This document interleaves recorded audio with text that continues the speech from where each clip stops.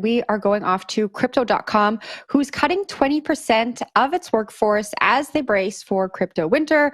The firm, like many who have announced layoffs up until now, cite economic headwinds from the downturn in crypto markets and the FTX implosion as the reasons. Co-founder and CEO Chris Marszalek said they grew ambitiously at the start of 2022 to align with the trajectory of the industry, but the trajectory has changed.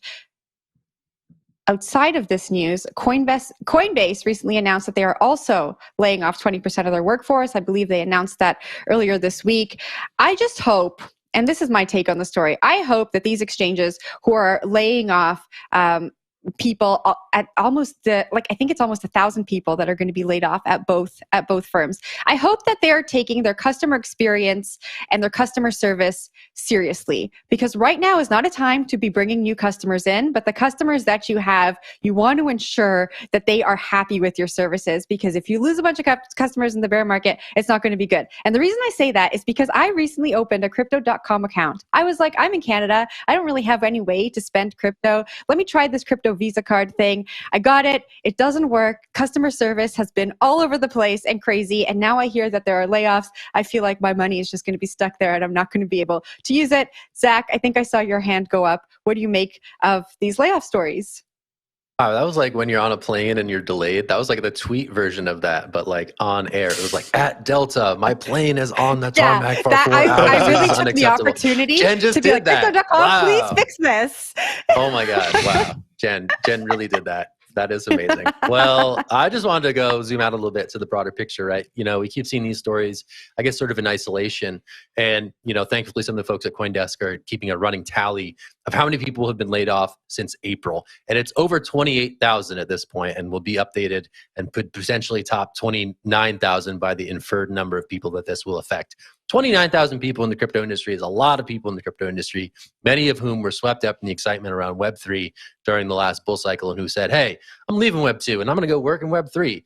And now a lot of these new entrants are probably the first to go when faced with these job cuts and these layoffs. So that really is quite a staggering number. 29,000 people since April in an industry that I would imagine is not that large in terms of total workforce, right? And I think this is mostly about the CeFi companies, mostly the exchanges, less so about sort of the layer ones and some of the other sort of more crypto native projects.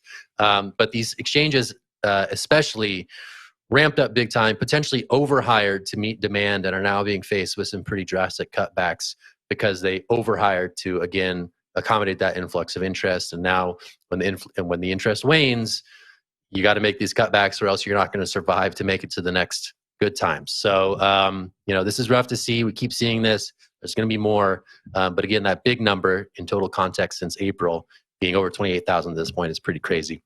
Will, I'm going to toss it to you.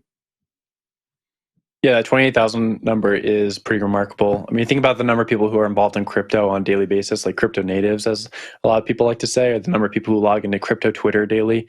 That's probably a fair sum of it, or maybe even more. But let's look at like crypto.com's history here. I think the biggest thing to me is their purchase of the naming rights to the Los Angeles Lakers arena. They moved it from the Staples Center to crypto.com. They paid $700 million for that back in December 2021.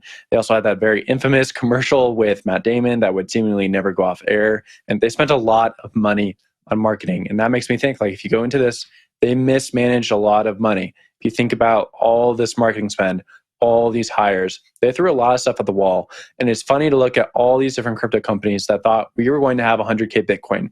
Not just like 3AC bought into the super cycle theory, but so many crypto firms bought into this super cycle theory. And that's why they spent all this money. And that's why they're having to cut all these people. To me, the question is, like, is crypto so big now and all these layoffs so big now that's really going to be detrimental for the industry over the next few years?